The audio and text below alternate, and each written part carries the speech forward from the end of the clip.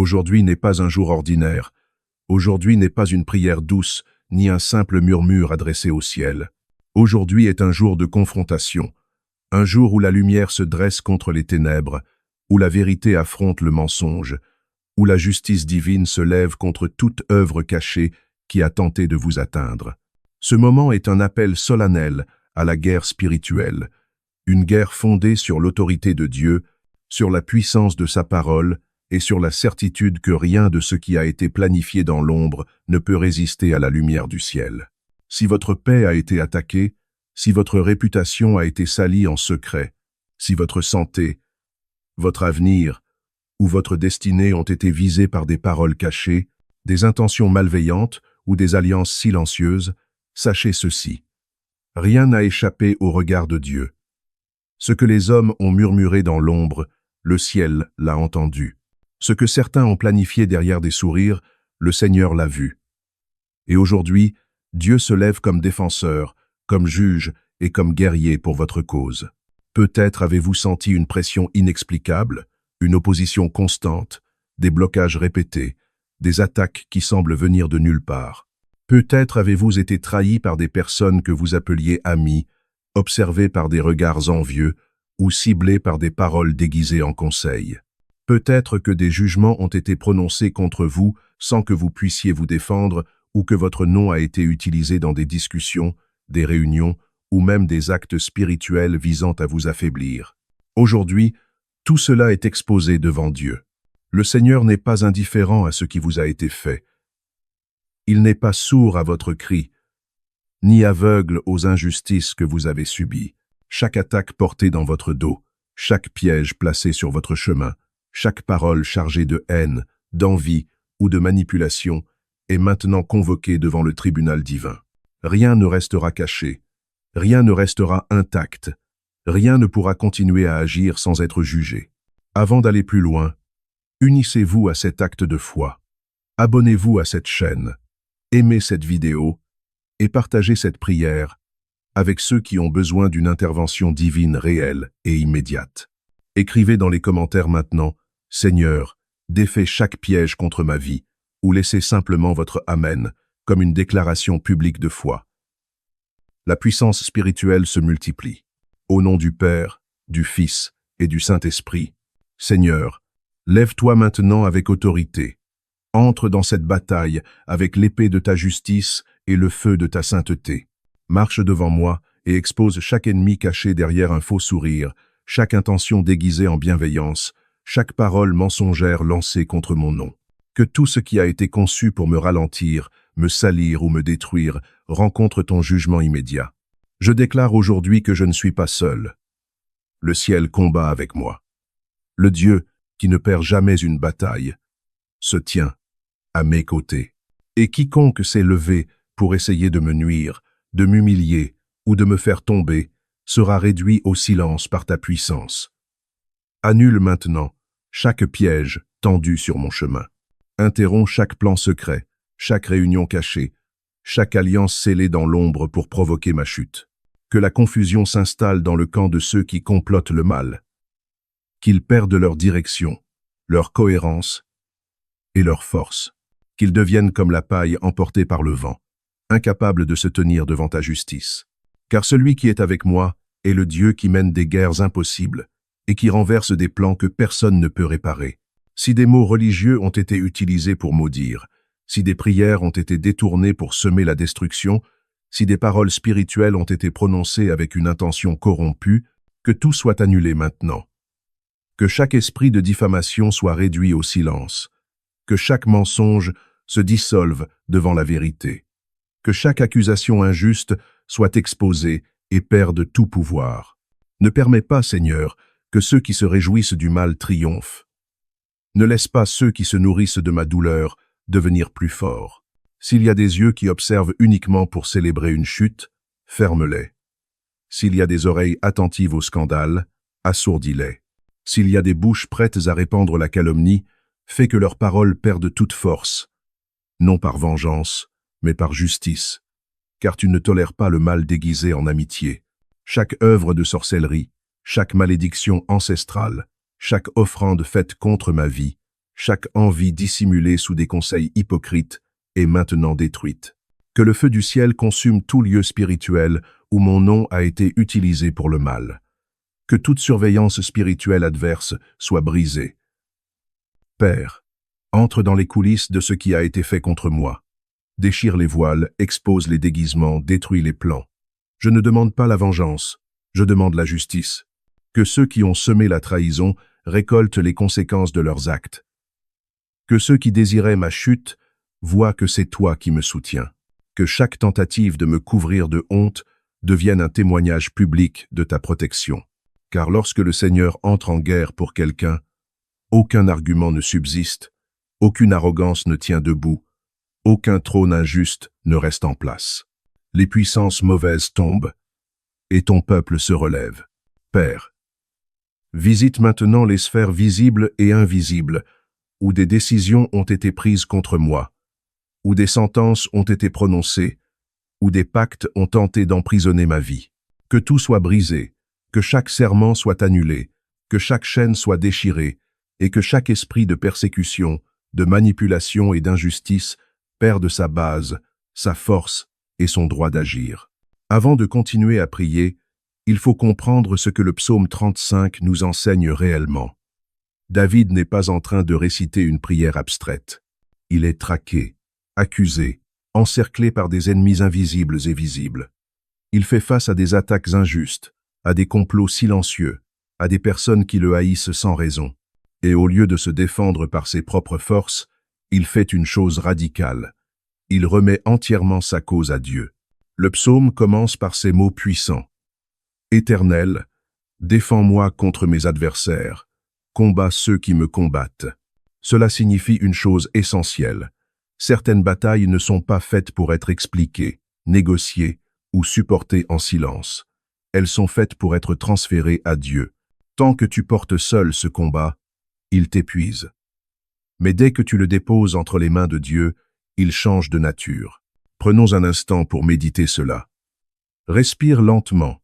Si tu te bats encore intérieurement pour prouver ta vérité, pour te justifier, pour réparer ton image ou pour comprendre pourquoi on t'attaque, c'est que le combat n'a pas encore été totalement remis à Dieu. Et aujourd'hui, cette partie du script est précisément là pour provoquer ce transfert. David ne nie pas la douleur. Il ne minimise pas l'injustice. Il dit clairement, « Ils me rendent le mal pour le bien. Ils veulent ma perte. » Autrement dit, l'attaque est réelle, la trahison est réelle, la blessure est réelle, mais la réponse ne sera pas humaine. Seigneur, aujourd'hui, je reconnais que certaines attaques contre moi sont injustes. Certaines accusations sont fausses. Certaines oppositions sont gratuites. Et comme David, je refuse désormais de porter seul ce poids. Je te remets ma cause. Défends-moi contre ceux qui me combattent sans raison. Combats ceux qui me combattent. Comprends bien ceci. Dans le psaume 35, Dieu n'est pas présenté comme un simple consolateur, mais comme un guerrier actif. David dit, « Saisis le bouclier et l'écu, et lève-toi pour me secourir. » Cela signifie que Dieu ne reste pas spectateur. Lorsqu'il prend une cause, il se lève. Et quand Dieu se lève, quelqu'un doit reculer. Maintenant, ferme les yeux quelques secondes et imagine cela. Ta situation n'est plus devant toi, elle est devant Dieu. Tes accusateurs ne te font plus face, ils font face à Dieu. Les pièges qui t'étaient destinés sont maintenant exposés devant le ciel. Cette image est essentielle, car ce que tu visualises dans la foi commence à se manifester dans le spirituel. Seigneur, lève-toi maintenant. Prends le bouclier. Prends l'écu. Intercepte ce qui était destiné à m'atteindre. Que toute flèche tirée dans l'ombre soit arrêtée. Que toute parole chargée de malveillance soit neutralisée. Que toute attaque planifiée perde sa trajectoire. Le psaume 35 révèle aussi quelque chose de très troublant, mais profondément réel. Ils cachent leur filet sans cause. Ils creusent une fosse pour mon âme. Cela nous enseigne que certaines attaques sont préparées, calculées, dissimulées. Tout le monde ne t'attaque pas frontalement. Certains sourient, conseillent, observent, pendant qu'ils creusent en secret. Et si tu es encore là à écouter cette vidéo, c'est probablement parce que tu l'as ressenti sans toujours pouvoir le prouver. Tu as senti que quelque chose n'était pas clair, que certaines relations étaient étrangement lourdes, que certaines personnes semblaient se réjouir de tes difficultés. Mais voici la clé spirituelle. Ce qui est caché aux hommes n'est jamais caché à Dieu. Seigneur, expose maintenant les filets cachés. Révèle les pièges dissimulés. Fais échouer toute stratégie secrète. Que ceux qui ont creusé une fosse sans cause soient confrontés à ta lumière. Non pour ma vengeance, mais pour ta justice. David va encore plus loin lorsqu'il dit « Que la ruine les atteigne à l'improviste, que le filet qu'ils ont caché les prenne. » Ce n'est pas une prière de haine, c'est une prière de renversement spirituel. Cela signifie que toute énergie dirigée vers le mal perde sa cible et s'effondre sur elle-même. Et cela nous enseigne quelque chose de fondamental. Tu n'as pas besoin de renvoyer le mal. Le mal se détruit lui-même lorsqu'il est exposé à la justice divine. Seigneur, je ne renvoie rien, je ne manipule rien, je ne complote rien. Je te laisse agir. Que toute œuvre injuste s'écroule sous son propre poids. Que toute stratégie malveillante se retourne contre elle-même. Que toute langue levée contre moi soit réduite au silence par la vérité. Maintenant, médite ceci profondément. David ne prie pas seulement pour être protégé, il prie pour être réhabilité. Il dit « Que ceux qui cherchent mon mal soient couverts de honte et de confusion. » La honte ici n'est pas l'humiliation publique gratuite, mais la révélation. Quand Dieu agit, les masques tombent. Les intentions cachées deviennent visibles. Les récits fabriqués perdent leur crédibilité. Seigneur, restaure mon nom, restaure ma position, restaure mon honneur. Que toute confusion projetée sur moi se dissipe. Que la vérité se lève comme une lumière impossible à étouffer. Si tu écoutes encore, c'est parce que quelque chose en toi commence à se réaligner. Ce n'est pas juste une prière, c'est une reprogrammation spirituelle. Tu n'es plus la victime silencieuse d'un système injuste. Tu es une personne dont la cause est désormais entre les mains de Dieu. Terminons cette partie par une prière scellée, inspirée directement du psaume 35. Père, je me confie en toi. Mon âme se réjouira en ton salut. Je ne me tairai plus dans la peur, mais je resterai calme dans la foi. Tu vois ce que les autres ne voient pas. Tu sais ce qui a été dit, fait, pensé et planifié. Aujourd'hui, je te remets tout. Défends-moi, combats pour moi, et fais éclater ta justice au temps parfait. Reste encore un instant dans cette atmosphère. Ne quitte pas ce calme. Ce silence n'est pas vide, il est chargé de décisions divines. Il arrive toujours un moment dans la bataille spirituelle où la prière cesse d'être seulement une supplication pour devenir une proclamation.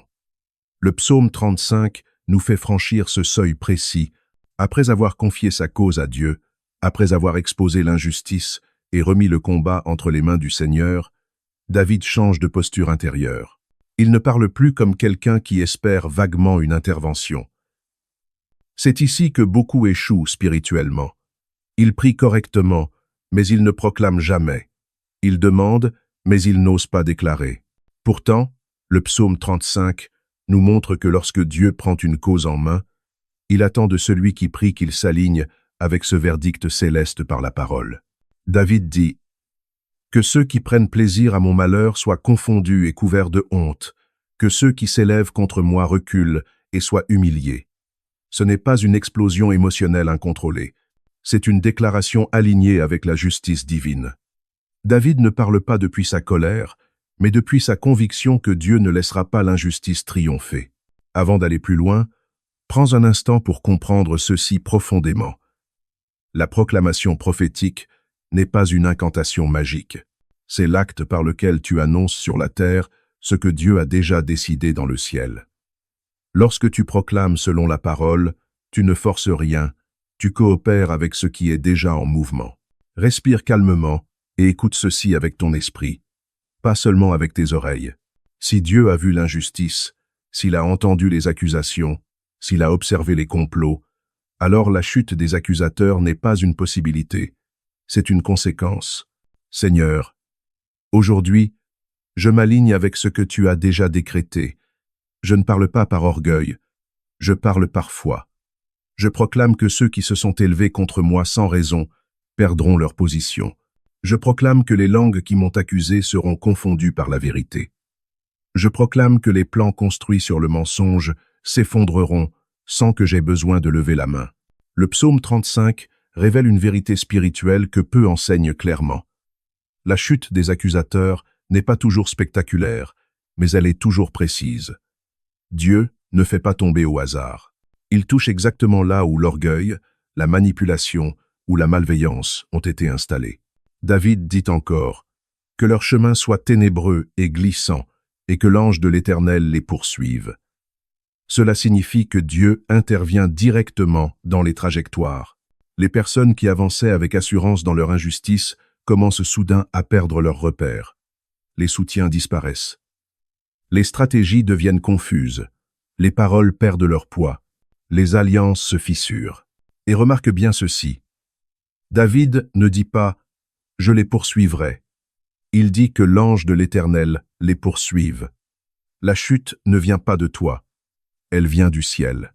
Seigneur, laisse ton intervention agir là où je n'ai aucun accès. Va dans les conversations auxquelles je ne suis pas invité. Va dans les décisions prises sans ma présence.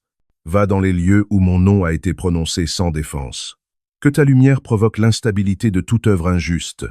Maintenant, il est essentiel de comprendre que le psaume 35 ne s'arrête pas à la chute des accusateurs.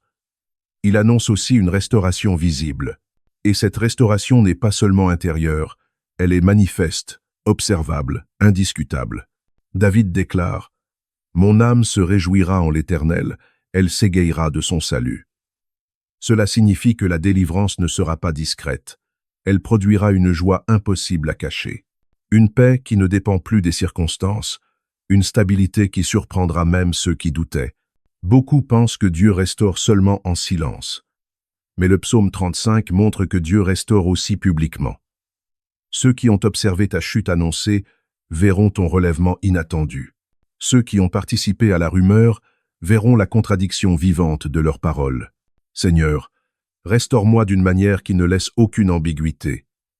Que ma paix soit visible, que ma stabilité soit évidente, que mon avancement parle plus fort que toute accusation passée, que ceux qui attendaient ma disparition soient témoins de ta fidélité. David va encore plus loin lorsqu'il dit « Tous mes os diront « Éternel, qui est semblable à toi ?» Cette phrase est profondément symbolique. Les os représentent la structure, la solidité, ce qui reste quand tout le reste a été ébranlé. David dit en réalité « Même ce qui en moi a été fragilisé par l'attaque témoignera de ta puissance. » Cela signifie que Dieu ne restaure pas seulement ce qui est visible, il restaure aussi ce qui a été atteint en profondeur. La confiance, l'élan, l'identité, la capacité à espérer à nouveau. Seigneur, restaure ce qui a été atteint à l'intérieur de moi. Restaure ma capacité à faire confiance sans naïveté. Restaure ma force sans dureté. Restaure ma joie sans peur. Que même les parties de moi qui ont été fissurées deviennent des témoignages vivants de ta guérison. À ce stade de la prière, quelque chose doit se produire intérieurement. Tu dois cesser d'attendre le verdict des hommes. Le psaume 35 nous enseigne que lorsque Dieu a parlé, le dossier est clos, même si les circonstances n'ont pas encore changé. David termine certaines sections du psaume en déclarant publiquement sa reconnaissance avant même de voir l'issue finale. Cela s'appelle la foi mature. Ce n'est pas nier la réalité, c'est reconnaître une autorité supérieure. Seigneur, je choisis aujourd'hui de te louer, avant même de voir l'accomplissement total. Je te rends grâce non par émotion, mais par conviction. Je sais que ta justice ne tarde jamais. Je sais que ce qui est en mouvement ne peut plus être arrêté. Si tu écoutes encore cette vidéo, c'est que cette proclamation commence à résonner avec ton esprit. Ce n'est pas une simple parole, c'est un positionnement. À partir de maintenant, tu n'es plus quelqu'un qui subit une attaque. Tu es quelqu'un qui traverse un processus de restauration. Terminons cette partie par une proclamation prophétique complète, ancrée dans le psaume 35. Je proclame que toute accusation injuste perd son pouvoir. Je proclame que toute langue levée contre moi est réduite au silence par la vérité. Je proclame que ceux qui se sont réjouis de ma détresse verront la fidélité de Dieu me relever. Je proclame que ma restauration sera visible stable et durable. Je proclame que mon âme se réjouira en l'Éternel, et que même ce qui a été brisé en moi témoignera de sa puissance. Reste bien concentré, car la prochaine partie entrera dans le renversement final, la paix scellée et la fermeture définitive des portes d'attaque. Après la proclamation vient une étape que beaucoup négligent, mais que le psaume 35 expose avec une précision redoutable, la fermeture définitive des portes par lesquelles l'attaque est entrée. David ne se contente pas de demander que ses ennemis tombent. Il demande que leur capacité à nuire soit neutralisée, que leur accès soit retiré et que leur voix perde toute autorité. C'est ici que la victoire devient durable et que la paix cesse d'être fragile. David déclare « Car il ne parle point de paix, il médite la tromperie contre ceux qui vivent tranquilles dans le pays. » Cette phrase révèle une vérité spirituelle majeure. L'ennemi n'attaque pas toujours quand tu es faible, il attaque souvent quand tu commences à te stabiliser. C'est pourquoi la paix doit être protégée, scellée et défendue avec discernement. Avant de prier davantage, prends conscience de ceci. Toute porte spirituelle reste ouverte tant qu'elle n'est pas consciemment fermée.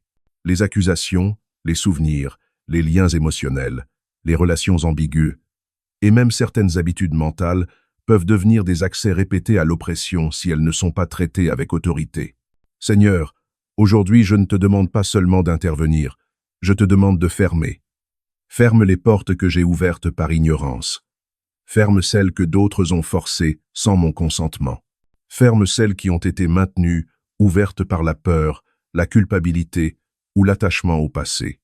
Je veux une paix protégée, non une paix vulnérable. Le psaume 35 montre aussi que les langues injustes ne se taisent pas toujours d'elles-mêmes.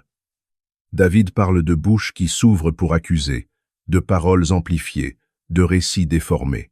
Et pourtant, il proclame que ces langues perdront leur effet, non par confrontation humaine, mais par l'action divine. Le psaume affirme « Ils ouvrent contre moi leur bouche. Ils disent « Ah, ah, nos yeux voient. » Ils croyaient avoir une preuve. Ils pensaient détenir la vérité. Mais le psaume montre que ce qu'ils appellent voir n'est souvent qu'une interprétation biaisée, nourrie par l'envie ou la malveillance. Seigneur, réduis au silence toute langue qui parle sans connaissance. Neutralise toute parole qui circule sans fondement. Que les récits construits contre moi se désagrègent faute de crédibilité.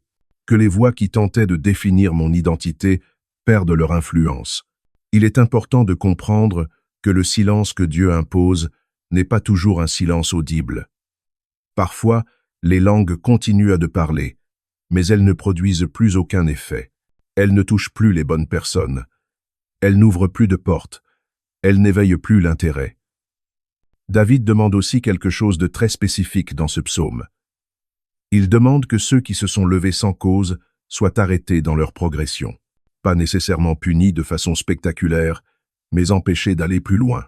Le psaume déclare « Qu'ils soient confondus et honteux, ceux qui se réjouissent de mon malheur. » La confusion spirituelle est l'un des outils les plus efficaces de Dieu contre l'injustice persistante.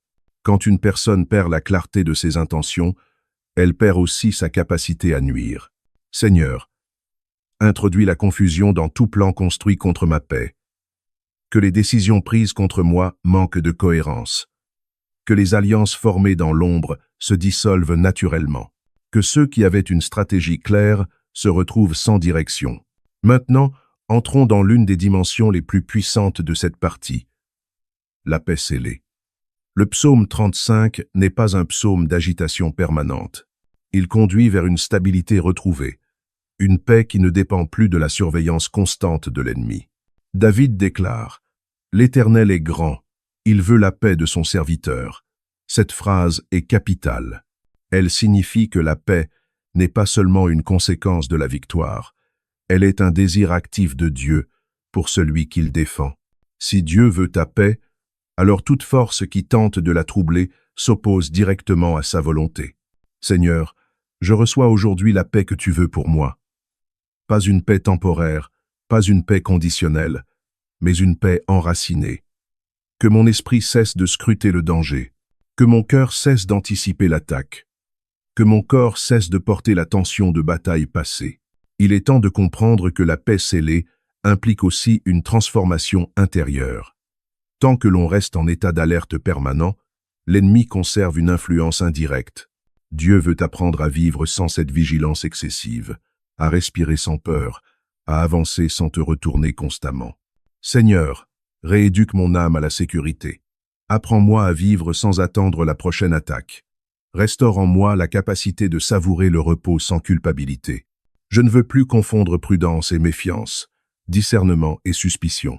Le psaume 35 nous montre enfin que la victoire véritable inclut la louange publique, non comme une provocation, mais comme un témoignage. David promet de louer Dieu devant l'assemblée, non pour humilier ses ennemis, mais pour affirmer que la justice de Dieu est réelle, concrète et fidèle. Seigneur, je choisis de te rendre gloire sans honte et sans peur, que ma paix devienne un témoignage silencieux mais puissant, que mon équilibre parle plus fort que toute polémique passée, que ma stabilité soit une preuve que tu défends ceux qui te confient en leur cause. Avant de conclure cette partie, scellons tout cela par une prière de fermeture définitive. Père, au nom de ta justice révélée dans le psaume 35, je ferme maintenant toute porte d'attaque encore ouverte. Je retire tout droit d'accès à l'oppression, à la confusion et à la peur. Je déclare que ma paix est protégée par ta volonté. Je déclare que les langues injustes ont perdu leur pouvoir. Je déclare que les plans construits contre moi sont arrêtés, désorientés et neutralisés. Je marche désormais dans une paix scellée, stable et gardée par toi. Reste encore avec nous. Ce que Dieu a commencé ici va encore s'approfondir. Il existe une blessure plus profonde que la perte matérielle, plus douloureuse que l'opposition visible, plus difficile à porter que les attaques directes. C'est la blessure de l'humiliation injuste. Le psaume 35 ne l'ignore pas. David parle non seulement de persécution, mais de honte, de mépris, de regards accusateurs et de rires dissimulés. Il décrit ce moment où l'on devient un sujet de discussion, un nom murmuré, une réputation fragilisée, sans possibilité immédiate de se défendre. David dit « Je suis devenu pour eux un sujet de raillerie. Ils grincent des dents contre moi. Cela révèle une souffrance que beaucoup vivent en silence. Être attaqué est une chose. Être observé pendant qu'on est attaqué en est une autre. » Le psaume 35 nous enseigne que Dieu ne restaure pas seulement la position, il restaure l'honneur. Avant d'aller plus loin, il faut comprendre ceci profondément. L'honneur restauré par Dieu ne dépend jamais de l'opinion de ceux qui ont participé à l'humiliation. Dieu ne réhabilite pas en négociant avec les accusateurs. Il rétablit par sa justice. Et cette restauration devient évidente sans justification excessive. Seigneur, tu vois les moments où j'ai été exposé, mal compris, jugé sans équité. Tu vois les regards qui ont interprété mon silence comme une faute. Tu vois les sourires qui se sont nourris de ma douleur. Aujourd'hui, je te remets mon honneur blessé. Je te confie ma réputation. Je refuse de continuer à porter ce poids. Le psaume 35 montre que Dieu ne se contente pas de faire taire les voix injustes. Il change la narration. David annonce un renversement où ceux qui se réjouissaient de sa chute voient soudain une autre réalité se manifester. Qu'ils crient de joie et se réjouissent, ceux qui prennent plaisir à mon innocence, et qu'ils disent sans cesse « Magnifié soit l'Éternel ». Cette phrase est puissante parce qu'elle annonce une transition. Les témoins changent. Les observateurs changent. Le récit dominant change.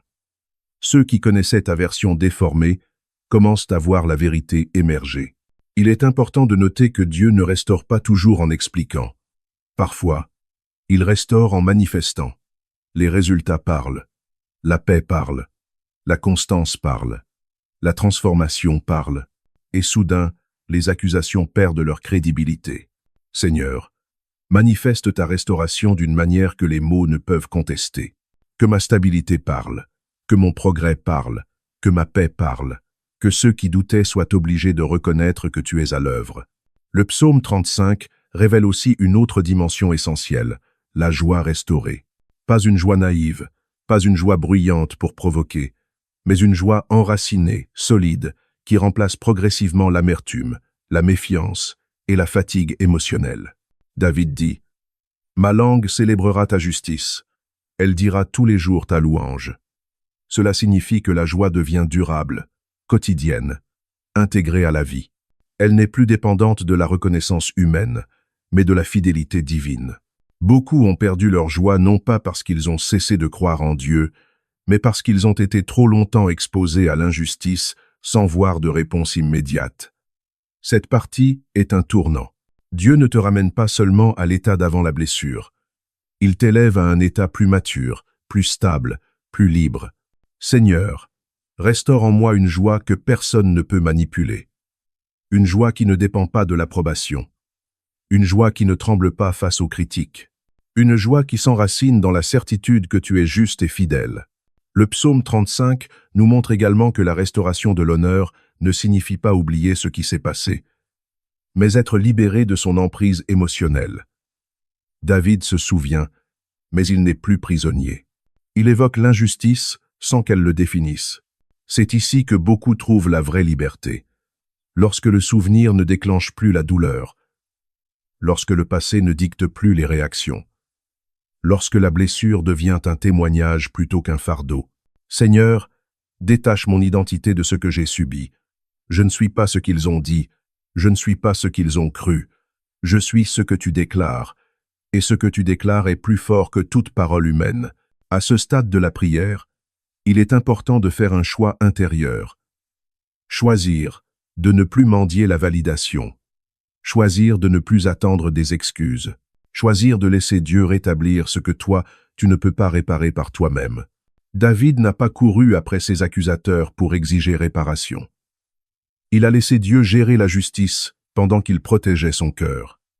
Et c'est précisément ce choix qui ouvre la porte à une restauration authentique.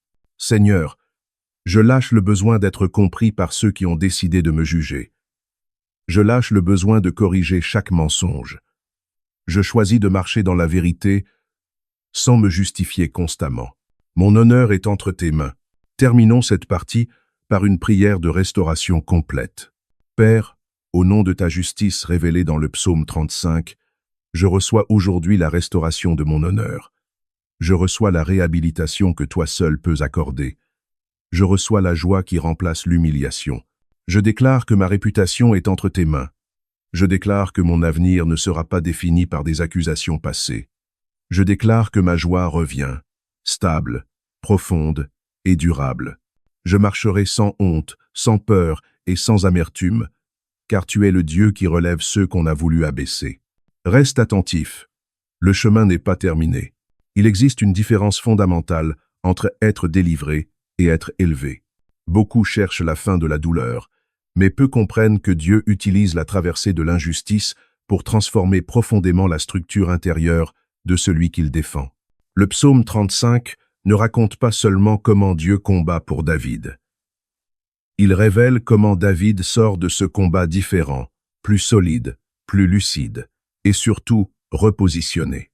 David ne ressort pas de cette épreuve comme un homme simplement soulagé. Il ressort comme un homme affermi. L'injustice n'a pas détruit sa foi, elle l'a épurée. Les accusations n'ont pas brisé son identité, elles l'ont clarifiée. Les attaques n'ont pas interrompu son appel, elles l'ont approfondi. C'est ici que commence l'élévation véritable. Pas une élévation basée sur la reconnaissance humaine, mais une élévation intérieure qui change la manière de voir, de discerner et de se tenir devant Dieu et devant les hommes. David dit dans le psaume 35, « Éternel, qui est semblable à toi, qui délivre le malheureux de plus fort que lui ?» Cette déclaration montre que David ne s'attribue rien. Il reconnaît que ce qu'il est devenu est le fruit de l'intervention divine. Et cette reconnaissance est précisément ce qui permet à Dieu de l'élever sans danger pour son âme. Il faut comprendre ceci clairement. Dieu ne t'élève pas seulement pour te bénir, il t'élève pour te confier davantage. L'élévation spirituelle est toujours liée à la capacité de porter plus de responsabilités sans perdre l'humilité, plus d'influence sans perdre la dépendance, plus de visibilité sans perdre la vérité. Seigneur, si tu m'élèves, fais-le selon ta sagesse. Je ne veux pas monter plus haut que mon caractère. Je ne veux pas recevoir plus que ce que mon cœur peut porter. Transforme-moi avant de me positionner. Le psaume 35 montre que David a appris quelque chose de fondamental dans l'épreuve, le discernement. Il a appris à reconnaître les faux alliés, les intentions déguisées, les amitiés conditionnelles. Cette connaissance n'a pas rendu son cœur dur, elle l'a rendu sage. Il dit, « Quand ils étaient malades, je revêtais un sac, j'humiliais mon âme par le jeûne. » Cela révèle que David avait aimé sincèrement ceux qui l'ont ensuite accusé. Et pourtant, malgré cette blessure, il ne devient pas amer, il devient lucide. C'est une élévation intérieure majeure. Être capable d'aimer sans naïveté, de discerner sans mépriser, de se protéger sans se fermer. Seigneur, élève mon discernement sans endurcir mon cœur. Apprends-moi à voir clair sans perdre la compassion. Apprends-moi à poser des limites sans me transformer en juge. Je veux la maturité, pas la froideur. À ce stade, il est important de comprendre que la maturité spirituelle change la manière dont on perçoit les attaques futures. Ce qui autrefois t'aurait bouleversé n'a plus le même effet. Ce qui aurait déclenché une réaction immédiate est désormais filtré par la sagesse. David ne passe plus son temps à réagir. Il se tient, il observe, il confie. Et cette posture est précisément celle d'une personne élevée spirituellement. Le psaume 35 ne montre pas un David agité, mais un David enraciné, et c'est cet enracinement qui le rend inébranlable. Seigneur, ancre-moi profondément en toi, que mon identité ne soit plus dépendante des circonstances, que ma paix ne soit plus fragile, que ma foi ne soit plus réactive mais stable. Il y a aussi une élévation invisible que peu remarquent, celle de l'autorité spirituelle. Lorsque Dieu te fait traverser l'injustice sans te laisser sombrer dans la vengeance, il t'accorde une autorité que tu n'aurais jamais pu obtenir autrement. David peut désormais prier, proclamer et parler avec un poids spirituel nouveau. Ses paroles ne sont plus théoriques, elles sont éprouvées. Seigneur, fais de mon témoignage une source d'autorité, que ce que j'ai traversé devienne une clé pour relever d'autres âmes. Que mes blessures guéries deviennent des points d'appui pour ceux qui sont encore en combat. Le psaume 35 montre aussi que l'élévation après l'épreuve inclut une nouvelle liberté intérieure. David n'est plus prisonnier du regard de ceux qui l'ont accusé. Il n'attend plus leur validation. Il avance sous le regard de Dieu. C'est une libération puissante. Tant que l'on cherche à être compris par ceux qui ont choisi de mal interpréter, on reste lié. L'élévation commence quand cette attente tombe. Seigneur, libère-moi du besoin d'être validé par ceux qui m'ont blessé. Libère-moi du désir de convaincre ceux qui ont fermé leur cœur. Je veux avancer léger, libre et aligné avec ta vérité. À ce niveau de maturité, quelque chose change également dans la prière. Elle devient plus confiante, plus posée, plus enracinée. On ne prie plus pour se rassurer, on prie parce que l'on sait. David ne prie plus comme quelqu'un qui doute d'être entendu. Il prie comme quelqu'un qui sait que Dieu est déjà engagé. Seigneur, établis ma prière dans cette assurance. Que je ne prie plus par peur, mais par foi. Que je ne parle plus pour combler un vide, mais pour confirmer une alliance. Terminons cette partie par une prière d'élévation et de repositionnement. Père, au nom de ta justice révélée dans le psaume 35, je reçois aujourd'hui l'élévation qui suit l'épreuve. Je reçois la maturité née de l'injustice traversée avec toi. Je reçois une nouvelle position intérieure, stable, lucide et enracinée. Je déclare que ce que j'ai subi ne m'a pas diminué, mais formé. Je déclare que je marche désormais avec plus de discernement, plus de paix et plus d'autorité spirituelle. Je ne suis plus la même personne. Tu m'as élevé, affermi et repositionné pour ce qui vient. Il y a un moment précis dans le parcours spirituel où la question ne se pose plus en termes de survie, mais en termes de sécurité. Le psaume 35 nous conduit progressivement vers cet état, après la justice rendue, après la restauration de l'honneur, après l'élévation intérieure, vient la certitude profonde que celui que Dieu défend n'est plus exposé comme avant. David n'est plus un homme traqué, il devient un homme gardé. Cette transition est essentielle. Tant que l'on se perçoit comme vulnérable, même après la victoire, on reste intérieurement en état d'alerte. Or Dieu ne veut pas seulement te délivrer d'une attaque ponctuelle, il veut t'établir dans une sécurité durable, une protection qui ne dépend ni de ton énergie, ni de ta vigilance constante. David déclare dans le psaume 35, « Éternel, tu vois, ne garde pas le silence. Seigneur, ne t'éloigne pas de moi. » Cette prière révèle une vérité capitale. La protection divine commence par la conscience que Dieu voit tout. Rien n'échappe à son regard. Aucune manœuvre cachée, aucun plan silencieux, aucune intention dissimulée derrière des apparences respectables. Comprends ceci profondément. Ce qui te protégeait avant était peut-être ta prudence, ton intuition, ton silence ou ta capacité d'anticipation. Mais ce qui te protège maintenant, c'est la surveillance céleste, et cette protection-là ne se fatigue jamais. Seigneur, je crois aujourd'hui que tu vois ce que je ne vois pas. Tu entends ce que je n'entends pas. Tu discernes ce que je ne peux pas percevoir. Je repose mon esprit dans cette vérité. Je ne suis plus seul à surveiller mon chemin. Le psaume 35 révèle aussi que la protection divine ne consiste pas seulement à bloquer l'ennemi, mais à intervenir activement en faveur du juste. David appelle Dieu à se lever, à agir, à se positionner comme un défenseur engagé. Il dit « Réveille-toi, lève-toi pour me défendre, pour défendre ma cause, mon Dieu et mon Seigneur. » Cela signifie que Dieu ne se contente pas d'observer passivement. Il entre dans l'espace du conflit. Il devient partie prenante. Il transforme le terrain. Il est essentiel de comprendre que lorsque Dieu se lève pour défendre quelqu'un, l'ennemi ne peut plus attaquer librement. Même s'il tente encore, il agit sous contrainte, sans autorité réelle, sans efficacité durable. Seigneur, lève-toi maintenant comme mon défenseur permanent. Que toute tentative future d'attaque soit immédiatement neutralisée. Que toute stratégie contre ma paix soit bloquée avant même de se former. Que toute parole injuste perde sa trajectoire avant d'atteindre sa cible. Le psaume 35 nous enseigne également que la protection divine inclut le retrait des permissions spirituelles. Tant que certaines portes restent ouvertes, l'ennemi peut revenir sous une autre forme.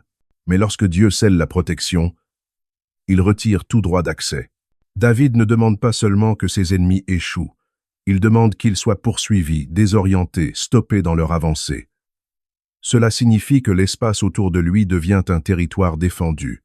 Seigneur, fais de ma vie un espace gardé, que mes relations soient filtrées par ta sagesse, que mes projets soient couverts par ta faveur, que mes pensées soient protégées contre l'intrusion du doute et de la peur, que mon sommeil soit paisible, sans oppression, ni agitation. À ce stade, il est important de comprendre que la sécurité spirituelle ne se manifeste pas toujours par l'absence de tentation ou de provocation, mais par leur inefficacité. Ce qui autrefois aurait déclenché une crise ne produit plus qu'un écho lointain. La flèche peut être lancée, mais elle n'atteint plus le cœur. David dit implicitement que Dieu devient un rempart vivant, et un rempart ne discute pas avec l'attaque. Il l'absorbe, la bloque, la rend vaine. Seigneur, sois ce rempart autour de moi. Entoure mon esprit, mon cœur, mes décisions et mes émotions. Que ce qui n'est pas aligné avec ta volonté ne puisse plus m'atteindre. Il y a aussi dans le psaume 35 une notion de sécurité intérieure profonde. David n'est pas seulement protégé extérieurement, il est sécurisé intérieurement. Il ne vit plus dans l'anticipation constante du danger. Il retrouve la capacité de vivre pleinement. C'est une dimension essentielle de la protection divine. Dieu ne te garde pas seulement du mal, il te rend capable de vivre sans la peur du mal. Seigneur, enlève de mon esprit la vigilance excessive née des blessures passées. Apprends-moi à vivre en confiance sans naïveté. Apprends-moi à avancer sans me retourner sans cesse. Je veux une sécurité enracinée, pas une vigilance épuisante. Le psaume 35 montre enfin que la protection divine est continue. Ce n'est pas un acte ponctuel, mais une présence constante. David sait que même lorsqu'il ne prie pas explicitement, Dieu reste attentif. Cette certitude transforme la manière de vivre. On n'avance plus crispé, on n'agit plus sous pression. On ne se définit plus par ce que l'on craint de perdre, mais par ce que Dieu a promis de garder.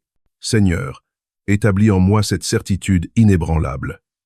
Que je sache, même dans le silence, même dans l'attente, même dans l'incertitude apparente, que tu es là, que tu veilles, que tu interviens. Terminons cette partie par une prière de sécurité et de protection permanente. Père, au nom de ta justice révélée dans le psaume 35, je reçois aujourd'hui ta protection durable. Je déclare que ma vie est sous ta surveillance. Je déclare que mes chemins sont gardés. Je déclare que toute attaque future sera neutralisée avant de produire son effet. Je déclare que mon esprit est en sécurité, mon cœur est en paix, et mon avenir est sous ta garde. Je ne vivrai plus dans la peur, car tu es mon défenseur fidèle. Reste encore avec nous. Nous approchons du point où tout se scelle définitivement. Il arrive un moment dans le parcours spirituel où la victoire n'est plus seulement un événement ponctuel, mais un état intérieur durable. Le psaume 35 nous conduit précisément à ce seuil.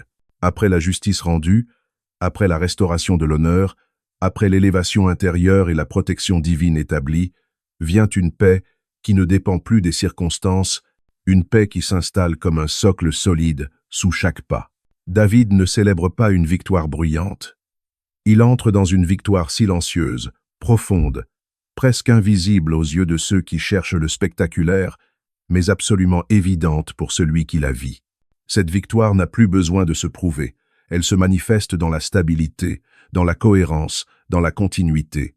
David dit « Mon âme se réjouira en l'Éternel, elle exultera de sa délivrance. » Cette phrase est capitale, car elle montre que la victoire commence à l'intérieur.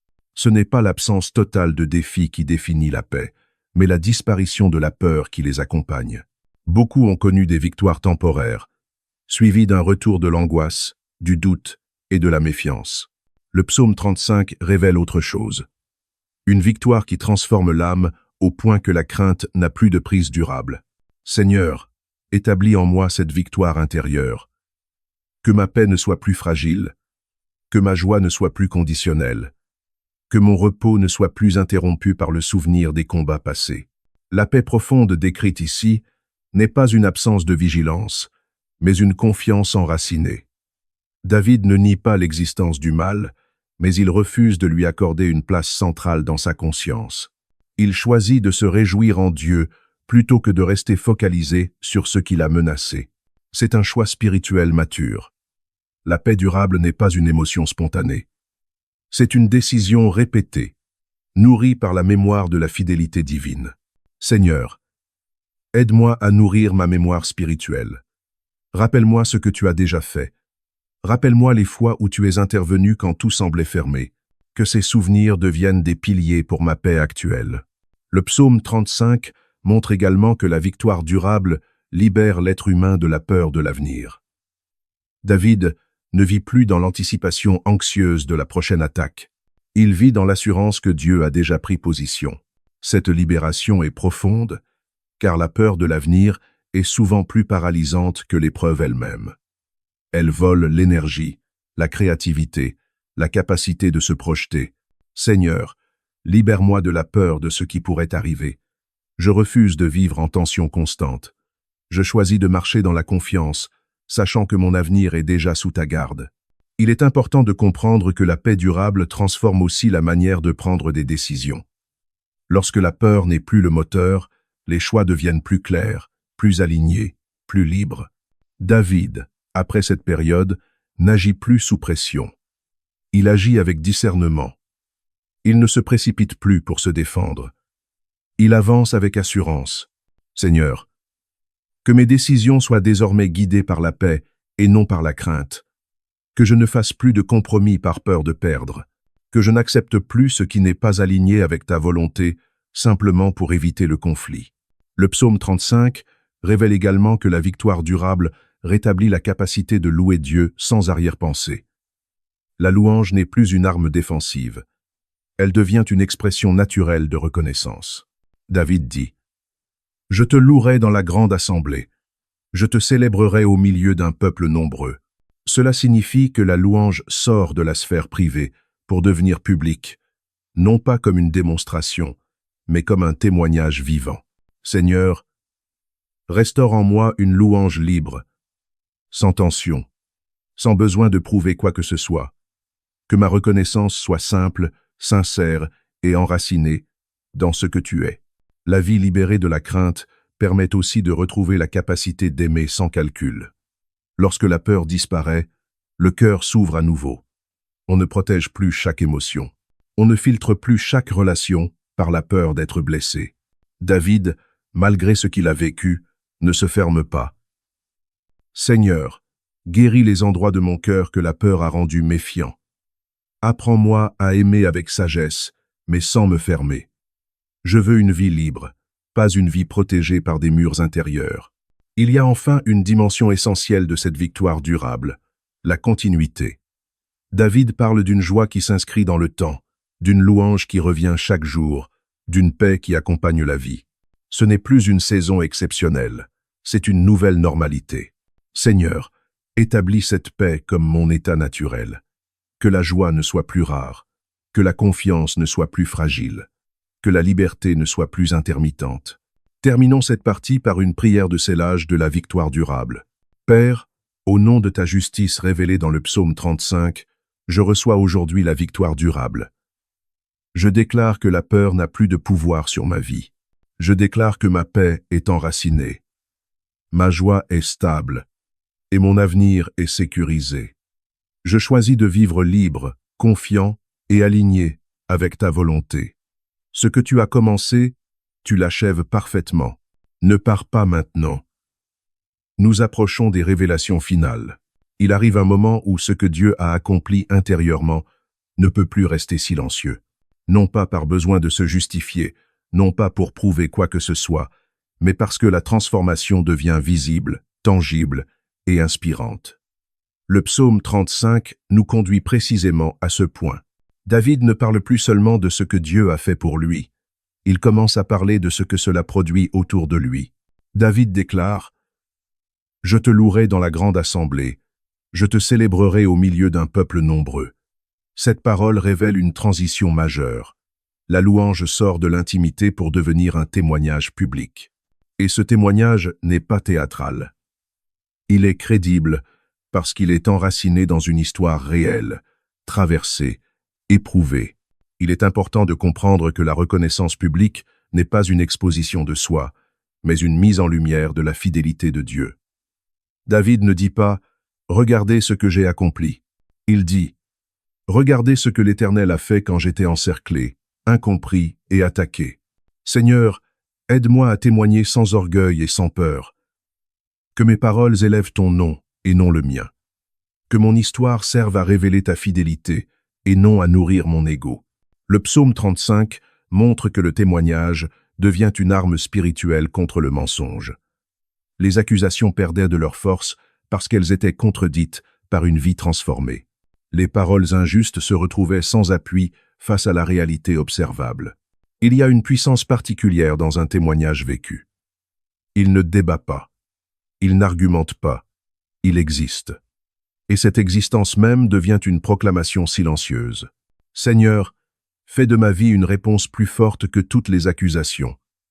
Que mon témoignage soit cohérent, constant et visible. Que ceux qui doutaient soient confrontés non à mes explications, mais à ton œuvre. Le psaume 35 révèle aussi que le témoignage a un impact spirituel sur les autres. David parle d'un peuple nombreux, ce qui implique que son expérience personnelle devient une source d'encouragement collectif. Lorsque Dieu relève quelqu'un publiquement, ce relèvement redonne de l'espoir à ceux qui sont encore dans l'attente. Cela dit silencieusement, Dieu agit encore, Dieu défend encore, Dieu restaure encore. Seigneur, permets que ce que tu as fait en moi devienne un point d'appui pour ceux qui doutent, que mon histoire réveille la foi fatiguée, que ma restauration annonce la possibilité de la leur.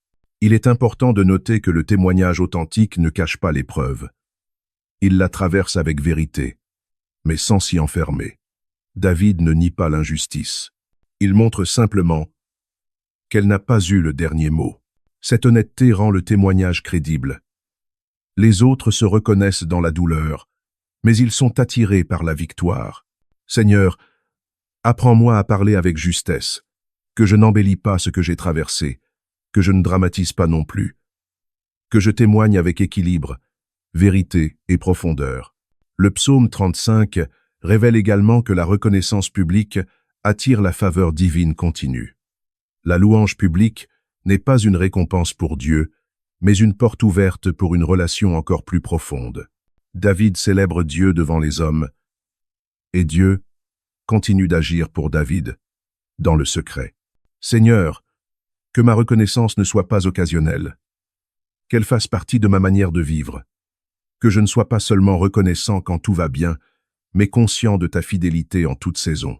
Il y a aussi une dimension prophétique dans le témoignage. En racontant ce que Dieu a fait, David annonce ce que Dieu peut encore faire. Chaque témoignage devient une promesse implicite pour celui qui écoute. Seigneur, que mes paroles portent cette espérance, que ceux qui m'écoutent ne repartent pas seulement informés, mais encouragés, qu'ils sentent que ce que tu as fait pour moi, tu peux aussi le faire pour eux. Le psaume 35 montre enfin que le témoignage ferme définitivement la bouche des accusateurs, non par confrontation directe, mais par contraste. La lumière rend l'ombre insignifiante. Lorsque Dieu restaure quelqu'un publiquement, il n'est plus nécessaire de répondre aux critiques. Le témoignage parle de lui-même. Seigneur, je renonce à me défendre inutilement. Je choisis de laisser mon témoignage parler. Je choisis de laisser ta fidélité être ma réponse. Terminons cette partie par une prière de consécration du témoignage. Père, au nom de ta justice révélée dans le psaume 35, je consacre aujourd'hui mon histoire à ta gloire. Je déclare que ma reconnaissance sera publique, sincère et constante.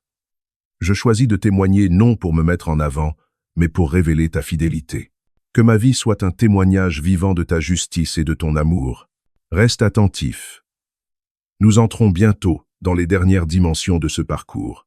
Il arrive un moment où l'on comprend que Dieu ne nous a pas seulement délivrés pour nous soulager, ni restaurés uniquement pour réparer ce qui a été brisé, mais pour nous ramener à une alliance plus profonde, plus consciente et plus assumée.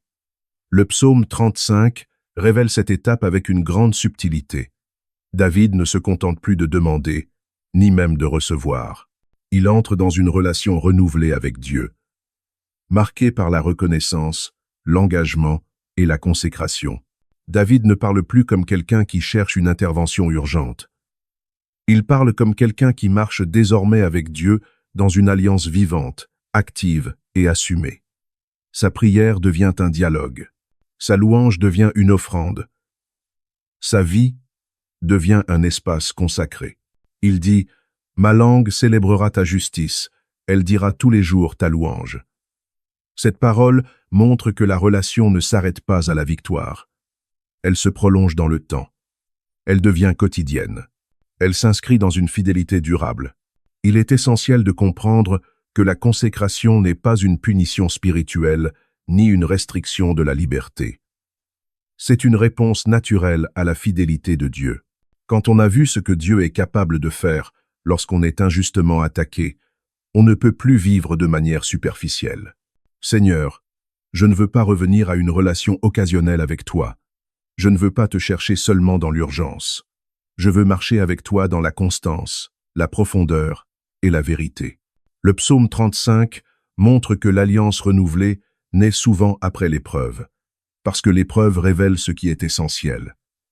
David a appris que Dieu n'est pas une option parmi d'autres, mais un fondement. Il ne cherche plus Dieu pour ce qu'il donne, mais pour ce qu'il est. Cette maturité spirituelle transforme la manière de vivre la foi.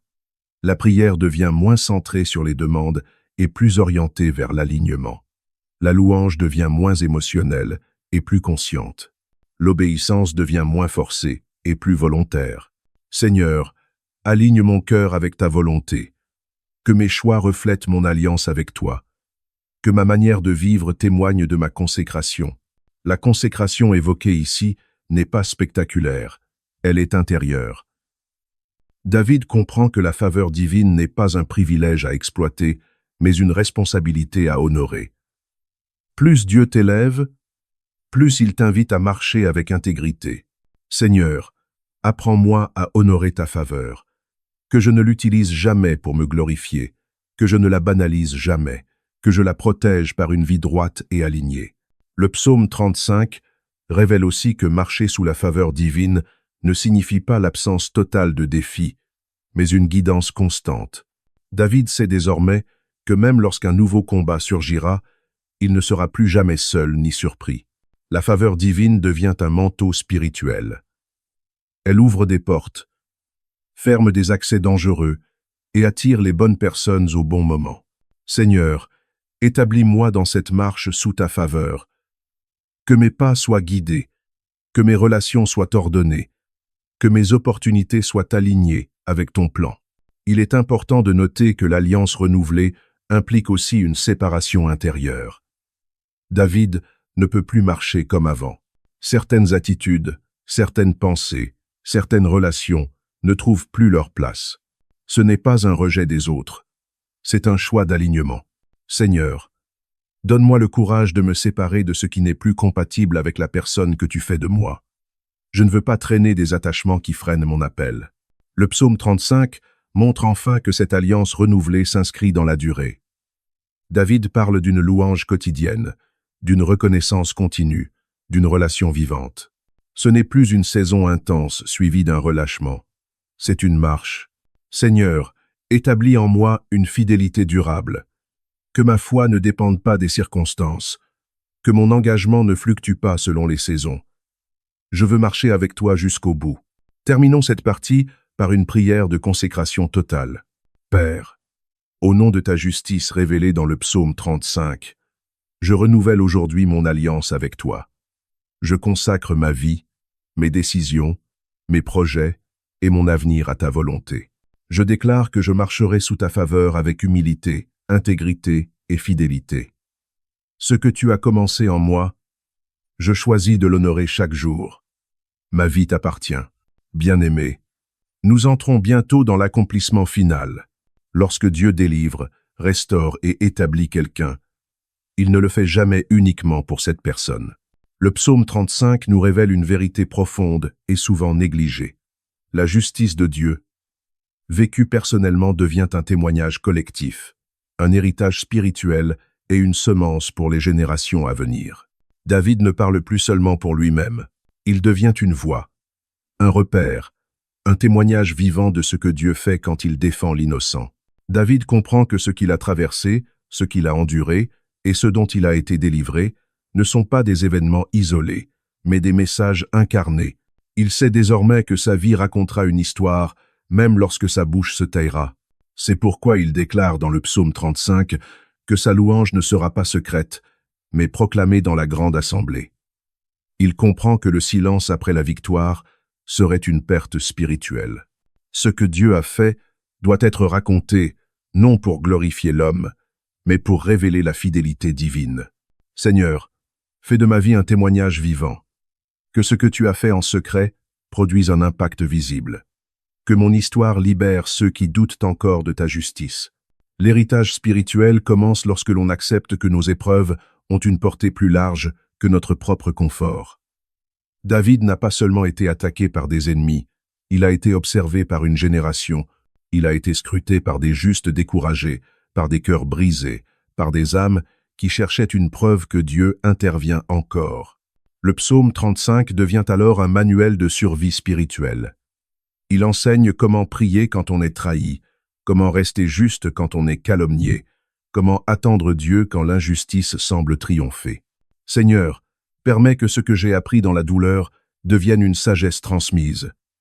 Je ne veux pas garder pour moi ce que tu m'as enseigné dans les larmes. David comprend aussi que transmettre ne signifie pas imposer, mais inspirer. Il ne force personne à croire. Il montre simplement ce que Dieu a fait et laisse la vérité parler d'elle-même. David comprend. Il y a une autorité particulière dans le témoignage vécu. Les paroles issues de l'expérience portent un poids spirituel que les discours théoriques ne peuvent égaler. Seigneur, donne-moi une parole vraie, née de l'expérience, purifiée par l'épreuve et validée par ta fidélité. Le psaume 35 révèle également que la transmission protège contre la répétition des mêmes cycles. Quand une génération refuse de transmettre, la suivante répète les mêmes combats sans les mêmes clés. David, en mettant par écrit son combat, empêche cela. Il offre aux générations futures une carte spirituelle, montrant où se trouvent les pièges, comment reconnaître les faux alliés, et surtout comment invoquer Dieu lorsque tout semble s'effondrer. Seigneur, fais de moi un pont et non un mur. Que ma foi aide d'autres à avancer plus loin, plus vite et plus solidement. La continuité de l'œuvre de Dieu repose sur cette fidélité à transmettre. Dieu n'agit pas de manière isolée. Il construit une lignée spirituelle, une mémoire collective de sa justice. David ne sait pas encore combien de personnes liront ce psaume, combien de cœurs seront touchés, combien de prières s'élèveront à partir de ces mots. Mais il obéit. Et cette obéissance traverse les siècles. Seigneur, aide-moi à être fidèle, même lorsque je ne vois pas l'impact immédiat, que je sème avec foi, sachant que tu feras croître au temps convenable. La transmission spirituelle implique aussi la responsabilité de vivre en cohérence. David sait que son comportement après la victoire est aussi important que sa prière pendant la bataille. Ce qu'il transmet, ce n'est pas seulement un discours, mais une manière de marcher avec Dieu. La génération suivante observe si la louange continue quand la paix revient, si l'humilité demeure quand l'honneur arrive, si la dépendance à Dieu subsiste quand les ennemis se taisent. Seigneur, garde-moi fidèle dans les saisons calmes, que je ne t'oublie pas lorsque les combats cessent. Le psaume 35 montre que la justice de Dieu ne s'arrête pas à la réparation individuelle. Elle montre que le mal n'a pas le dernier mot, que la vérité finit toujours par se lever, que Dieu voit tout. Cette certitude devient un héritage immatériel, mais puissant.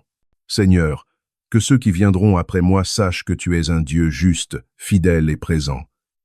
Que ma vie confirme ce que ta parole proclame. Entrons maintenant dans une prière de transmission et d'héritage. Père, au nom de ta justice révélée dans le psaume 35, je te remercie pour tout ce que tu as accompli en moi. Je te demande maintenant de transformer mon témoignage en semence vivante, que ma vie parle lorsque ma voix se tait, que mon histoire fortifie les faibles, éclaire les confus et relève les découragés. Je déclare que ce que tu as fait ne s'arrêtera pas à moi, mais portera du fruit dans les générations à venir. Je déclare que la continuité de ton œuvre est établie. Je déclare que la mémoire de ta justice ne s'effacera pas. Je déclare que la fidélité de Dieu sera racontée encore et encore. Nous arrivons maintenant à l'instant où tout ce qui a été demandé, proclamé, enseigné et traversé. Le psaume 35 ne se termine pas dans la tension, ni dans l'attente anxieuse, mais dans une certitude profonde et paisible. Dieu a agi, Dieu agit encore, et Dieu continuera d'agir. David ne parle plus depuis le sol de la détresse, ni depuis la ligne de front du combat. Il parle depuis un lieu d'assurance, un espace intérieur où la justice de Dieu n'est plus une espérance fragile, mais une réalité établie.